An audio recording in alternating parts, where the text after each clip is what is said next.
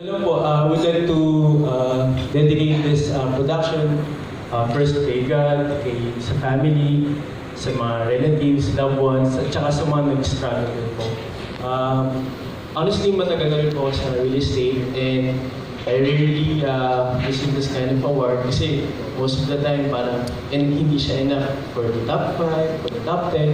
Pero thankful pa rin kasi may monthly production. Pero gusto ko lang sabihin to na magtiwala lang sa sarili niyo na parang despite of what's happening sa environment mo, focus ka lang sa sarili mo kasi yun naman yung kakampi mo all throughout the day. Siguro bonus na yung may mga friends, mga nag-inspire sa'yo, pero at the end of the day, it's you yourself na magdadala sa career mo. So, thank you po. And I would like to thank personally sa mga taong naniniwala at saka, of course, kay Clark kasi everyday nag-inspire na.